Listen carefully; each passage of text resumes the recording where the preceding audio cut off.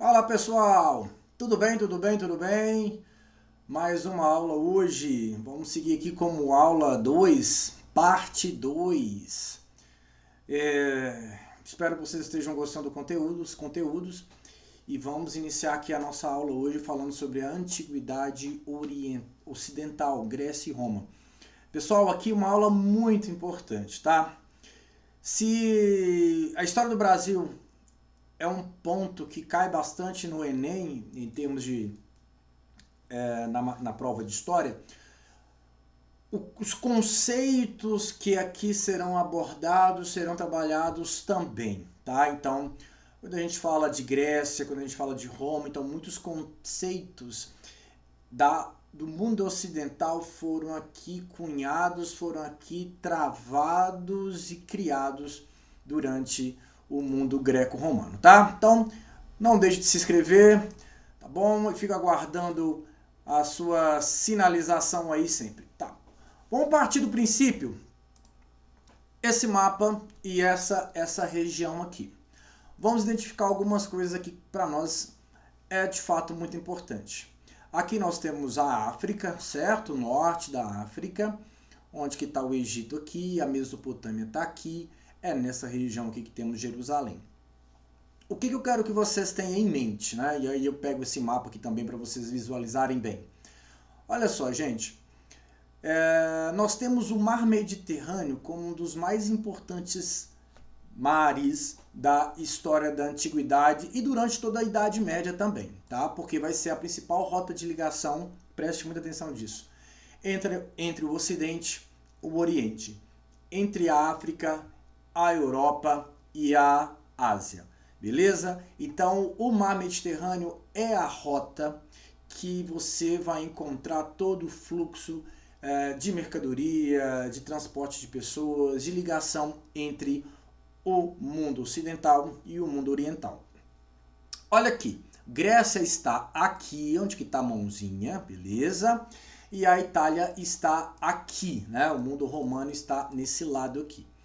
Então é muito importante você ter essa visualização territorial aqui, principalmente para a gente começar a entender o mundo grego, que tudo vai nascer aqui na ilha de Creta, tá? Então tudo vai nascer a partir da ilha de Creta e da ilha de Creta vai se ocupar aqui.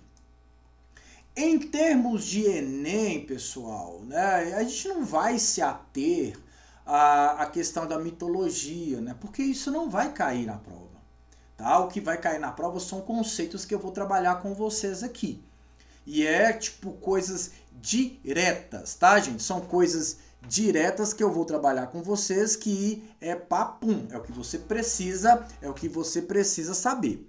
Aqui você tem uma imagem importante, né, que é o Paternon, um templo dedicado a Deus Atena. Então aqui nós temos um modelo de construção que vai ser muito comum dentro do mundo greco-romano, dentro do mundo grego. Lá na região de Roma, né, a gente vai ter um outro modelo de construção, né, que são os arcos. Aqui você tem colunas, tá? Que aí o pessoal vai falar são pilastras, né, mas são colunas. Então são modelos de construção. Aqui você tem a famosa lupolina, né, que é a loba que vai amamentar os irmãos Rômulo e Remo. Quando a gente começa a tratar da história da Grécia, e aqui a gente vai começar a falar inicialmente de Grécia, a gente tem que pensar que, por ser uma região recortada por muitas ilhas, a Grécia ela vai se desenvolver de maneira muito autônoma, igual que aconteceu lá na região da Mesopotâmia. Nós temos o desenvolvimento do quê? De cidades-estado. E cada cidade-estado tem uma particularidade, tem algumas peculiaridades que é sempre importante a gente observar. O que o Enem vai cobrar de você, candidato?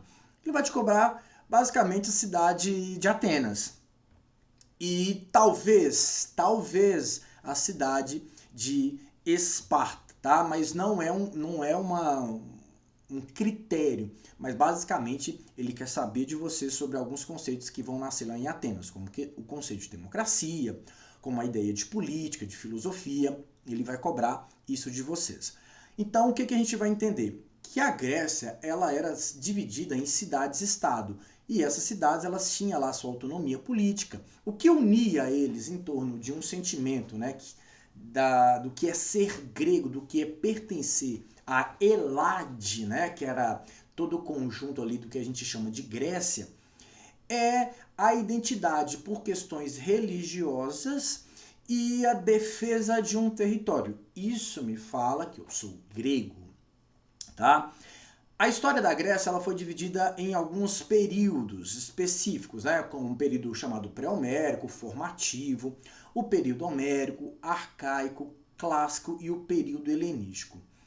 Para a gente, né, em termos de conteúdo, um dos momentos mais importantes da história da Grécia, sobre aquilo que vai cair lá no Enem, é o período arcaico, que inicia a formação das cidades gregas, que vai ali, a gente vai de fato começar a estudar a história de Esparta, vai começar a estudar a história de Atenas. Então esse é um dos períodos mais importantes para a gente. Tá? E dentro do período arcaico, né, a gente vai começar a entender algumas questões dentro do modelo ateniense. E aí eu vou focar aqui em Atenas, tá? Atenas é o nosso foco aqui.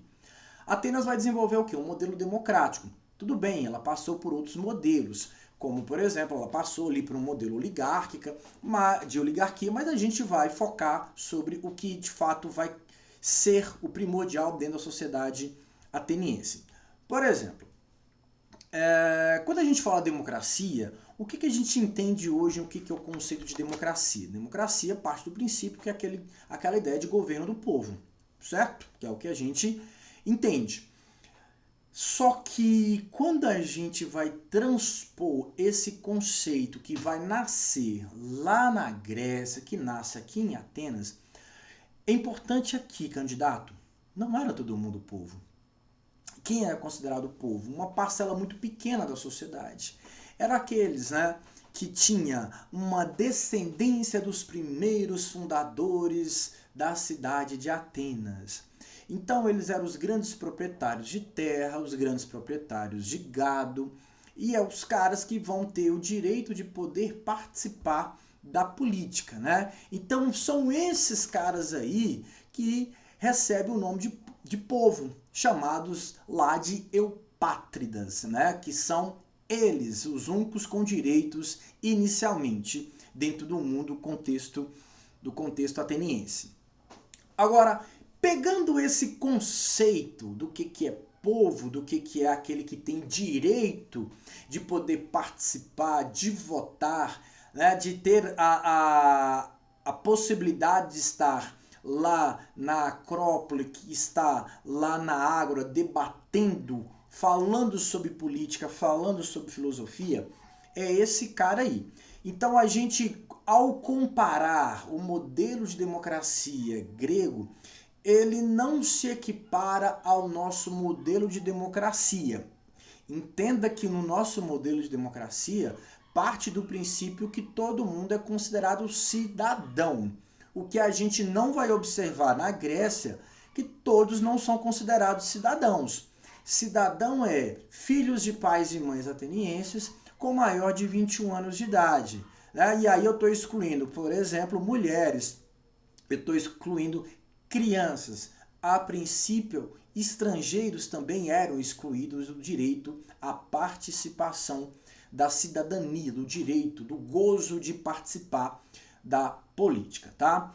E é importante frisar uma coisa, uma diferença que é muito importante para vocês, é entender que hoje nós temos no Brasil aquilo que a gente chama de modelo indireto de democracia, ou participativa. Quer dizer que nós escolhemos alguém para nos representar.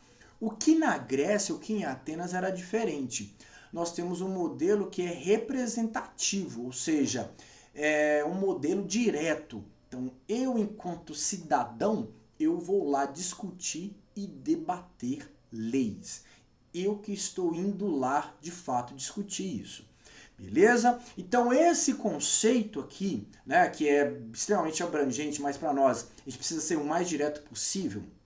Quando a gente fala de democracia, política na Grécia, sempre estará ligado a um grupo minoritário que tem o controle do poder, tá? Curioso, né? Porque a gente está falando de uma sociedade em que nasce os direitos, a democracia, o debate político, só que ele é excludente em várias classes sociais, no caso, até mesmo as mulheres. Olha a questão, o que ela fala pra gente. É uma questão de 2020. Na Grécia, o conceito de povo abrange tão somente aqueles indivíduos considerados cidadãos. Lembra que nós falamos? Assim, é possível perceber que o conceito de povo era muito restritivo.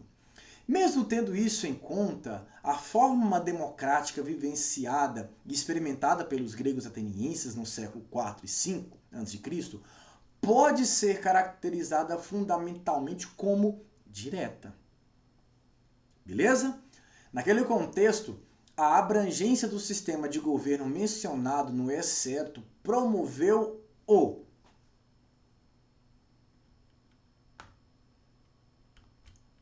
olha lá, a participação no exercício de poder apenas de um determinado grupo. Tá? É uma questão bacana, uma questão que tem aí até um nível, né, fácil, médio, desde que você tenha o conceito, desde que você saiba esses conceitos básicos, é uma questão de fato aí que a gente vai considerar como fácil. Agora olha só essa prova de 2019. Quando se trata de competência nas construções e nas artes, os atenienses acreditam que poucos sejam capazes de dar conselhos. Quando, ao contrário, se trata de uma deliberação política, toleram que qualquer um fale. De outro modo, não existiria a cidade. Olha lá.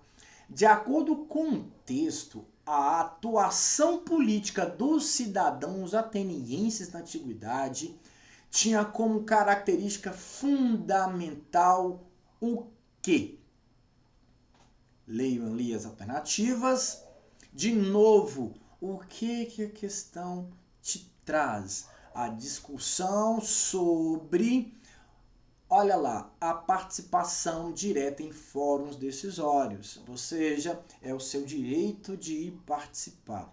Gente, não tem erro, é isso que você precisa ter em mente. A prova vai cobrar esse conceito de você, tá? Não é coisa para ser direta, para ser reta. Olha outra coisa importante aqui. Prova também, ó.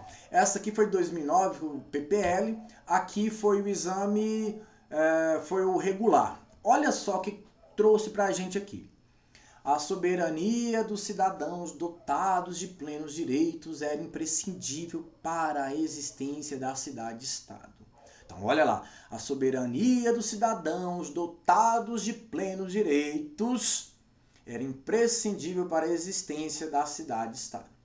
Segundo os regimes políticos, a proporção desses cidadãos em relação à população total dos homens livres podia variar muito, né? Que é aquele que é considerado de fato cidadão, aquele que tem o direito de voto, sendo bastante pequena nas aristocracias e oligarquias e maior talvez nas democracias. Na cidade-estado da antiguidade clássica, a proporção de cidadãos descrita no texto é explicada pela adoção do seguinte critério para a participação política. Quando eu falei inicialmente quem era o eupátrida, que é aquele considerado cidadão, o que tem o direito a participar da política, ele é o descendente fundador da cidade de Atenas. E ele era o cara que tinha o quê? O maior número de terras, ou seja, aquele que tem o controle de terras. Cara, é isso. Tem que ser direto para você, de fato, entender o que você precisa. Você precisa saber disso. Tá tranquilo? Suave. Agora, olha essa questão que vai falar aqui em relação às mulheres. E eu tratei para vocês aí há pouco, né, sobre a função da mulher em Atenas. Na verdade, ela não tem um direito político. Mas Chico Buarque, né, nos traz aqui uma música que para nós é importante porque fala-se, mire-se no exemplo daquelas mulheres de Atenas. Vivem para os seus maridos, orgulho e raça de Atenas.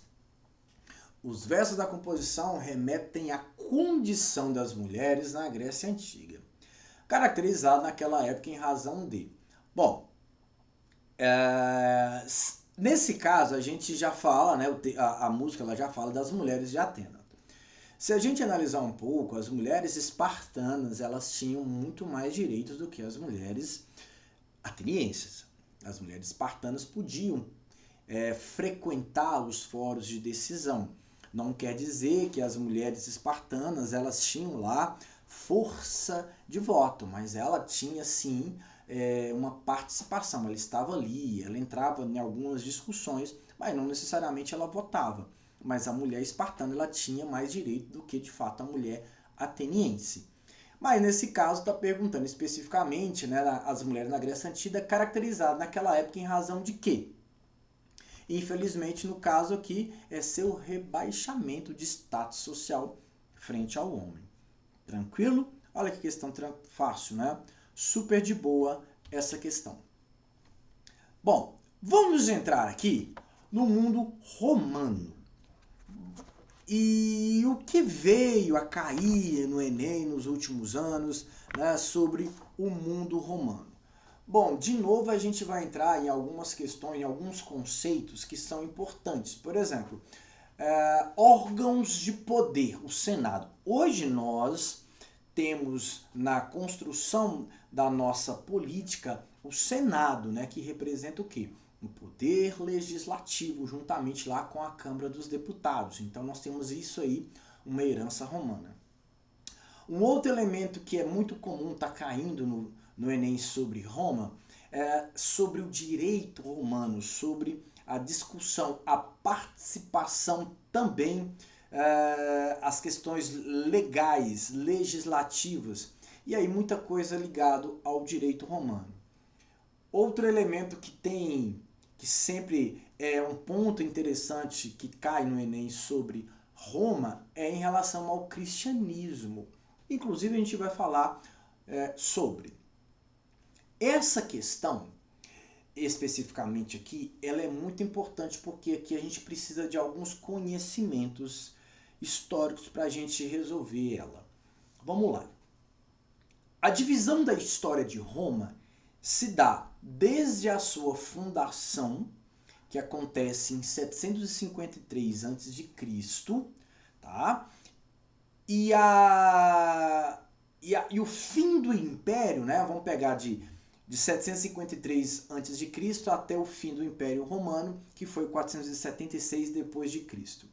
Nesse período nós temos a monarquia, nós temos a república e nós temos o Império Romano. Cai menos sobre a monarquia, sobre a história da formação romana, mas cai muito para a gente a questão da República Romana, que inclusive é o nosso modelo político. Na República Romana, Roma vai vivenciar um modelo de governo em que o poder estava concentrado lá no Senado. O Senado romano era a principal estrutura de poder, ok? No Senado, quem participava eram aqueles que tinham também, como lá na Grécia, uma descendência dos fundadores. E esses cidadãos recebiam o nome de patrícios, tá? Então, os patrícios que exerciam poder dentro do Senado. Abaixo dos patrícios, a gente vai entrar com os plebeus, que eram povos que não tinham a descendência lá dos patrícios, mas é uma camada social muito importante dentro do mundo romano. Roma, ela vai iniciar a partir das primeiras conquistas da Península Itálica. Roma vai iniciar ali, a partir do século V até mais ou menos o século III a.C., a expansão territorial, tanto para o norte da península quanto o sul da península. Qual o objetivo dessa expansão romana? Buscar novos territórios para a produção de alimento e dar início aí a uma política imperialista. Primeiro ponto, Roma será uma nação imperialista. Uma das vítimas dessa expansão romana eram os cartagineses. Os cartagineses eram um povo que estava localizado no norte da África. E por isso, Roma ela tinha a intenção, primeiro, de controlar as rotas de comércio da região do Mar Mediterrâneo, por isso que eu chamo a atenção do Mar Mediterrâneo. E aí depois vocês voltem naquele mapinha e dêem uma visualizada no Mar Mediterrâneo e localizem Cartago. Então, Roma inicia esse processo expansionista.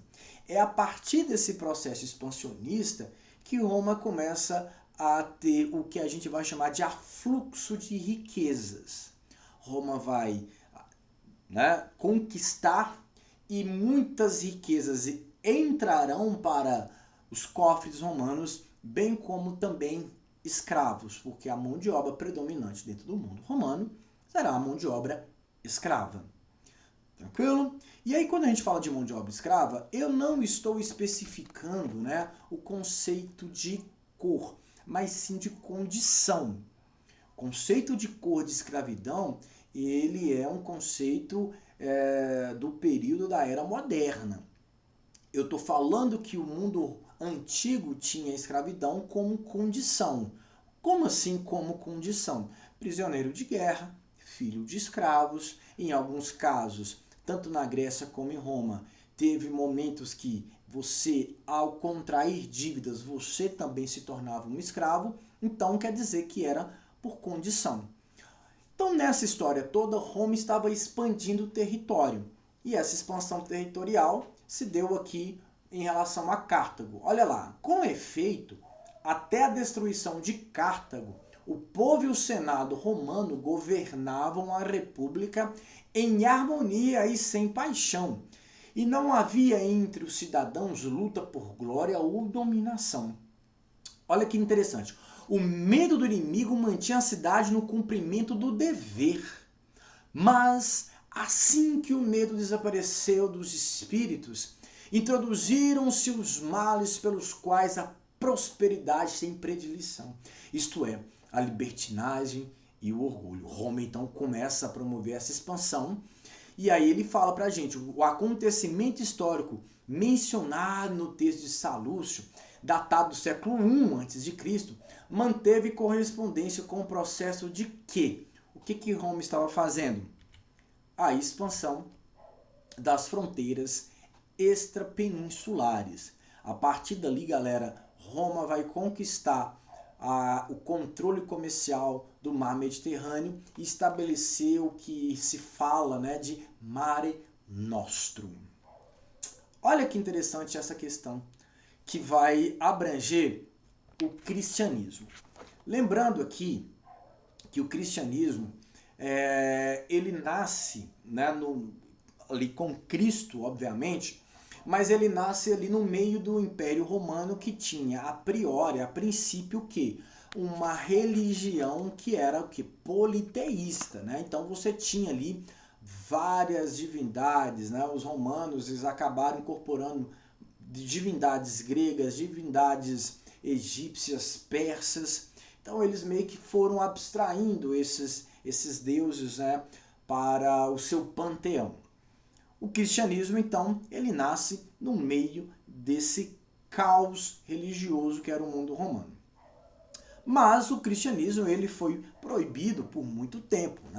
Se a gente vê um pouquinho aqui na história, os cristãos serão perseguidos por Calígula, Nero, que teve aquela história de colocar fogo em Roma. Então os cristãos eles sempre foram perseguidos dentro do mundo romano. Os primeiros cultos cristãos eles eram realizados em locais secretos, nas catacumbas romanas, que eram no meio das montanhas, de forma muito silenciosa, porque de fato foi proibido. Somente mais tarde, lá com Constantino, com o Edito de Milão, que a gente vai ter a liberdade de culto aos cristãos. E depois com Teodósio, com Edito de Tessalônica, que a gente vai ter aí o cristianismo como religião oficial. Mas a princípio o cristianismo ele era uma religião degenerada, digamos assim, dentro do mundo romano. Olha lá, ao abrigo do teto, Sua jornada de fé começava na sala de jantar, na pequena célula cristã. Dividia-se a refeição e durante elas os crentes conversavam, rezavam e liam cartas de correligionários residentes em locais diferentes do Império Romano, no século II da era cristã. Esse ambiente garantia peculiar apoio emocional às experiências intensamente individuais que abriga. Um texto do Richard Sennett, Carne e Pedra. Um motivo que explica a ambientação da prática descrita no texto encontra-se, olha lá, decisão política que censurava as manifestações públicas da doutrina dissidente, porque era assim que o cristianismo era visto. Era uma doutrina dissidente, era contrária às leis do Estado romano. Cristo foi o contrário às leis do Estado romano. Então é uma questão muito interessante. Enem 2020, né? Ou seja, vem abordando aí uma questão bem interessante. Agora, olha essa questão aqui 2022. Bem legal também. Ainda que a fome ocorrida na Itália em 536, nesse caso ao século VI da era cristã, depois de Cristo, tenha origem nos eventos climáticos, suas implicações são tanto políticas quanto econômicas. Nos primeiros séculos da Idade Média, o auxílio aos famintos se inscreve no domínio da gestão pública, mesmo quando a ação de seus agentes é apresentada sob o ângulo da piedade e da caridade individuais. Como é o caso da Gália Merovingia, né? Hoje a França. Assim, o fato de que as respostas à fome são mostradas na Gália como fruto de iniciativas pessoais fundadas do imperativo da caridade deriva da natureza das fontes do século VI. Na conjuntura histórica destacada no texto, o dever de agir em face à situação de crise apresentada pertence a qual das jurisdições? Da nobreza, da realeza, dos mosteiros, dos bispados, das corporações. Olha só, aqui nós temos uma questão que é interessante, porque nós já estamos falando do fim do mundo romano, né, e já iniciando aqui a Idade Média, né, ou seja, 536, nós estamos falando do século VI, a Idade Média ela inicia no século V, em 476, com a crise do Império, com a queda do Império Romano. Mas o que fica no início da Idade Média é uma herança romana e uma herança germânica. Essa herança romana, ela veio de onde? De onde que vem essa herança romana? Ela vem da nobreza romana. Ela vem daqueles que estavam ali no alto escalão, junto dos reis romanos, né? E quando a gente fala, né, sobre a situação dessa crise, a quem de fato pertence essa crise, é sempre daqueles que estavam no poder. Nesse caso aqui, da própria realeza, né, que era decorrente do conceito de governo subjacente à monarquia cristã. Ou seja, o cristianismo lá atrás foi perseguido, mas depois o cristianismo se torna o quê? A religião oficial do Império Romano. A partir de Teodósio, né, que lá oficializando com o Edito de Tessalônica o cristianismo, passa a ser o quê? Parte do império. Consequentemente, é uma instituição de poder que ganhará extremamente força ao longo de toda a Idade Média. É uma questão interessante, é uma questão legal, que você, candidato, teria que associá-la aí a essa relação entre Estado romano e a Igreja Católica. Galera, paro por aqui. Na próxima aula a gente vai começar a falar de Idade Média. Vamos tentar dividir novamente em Baixa Idade Média, em Alta Idade Média e Baixa Idade Média. Vamos ver se eu consigo fazer 1 e 2 ou faço um aulão só. Mas se você veio até aqui, não deixa de deixar seu like, por favor, deixa aí o like. E compartilha essa aula ative o sininho e principalmente se inscreva no canal. De novo, quanto mais isso aqui se amplia, mais engajamento nós teremos aí para fazer novos vídeos, novas aulas, tá bom? Se inscreva e até breve. Obrigado, gente. Abração para vocês.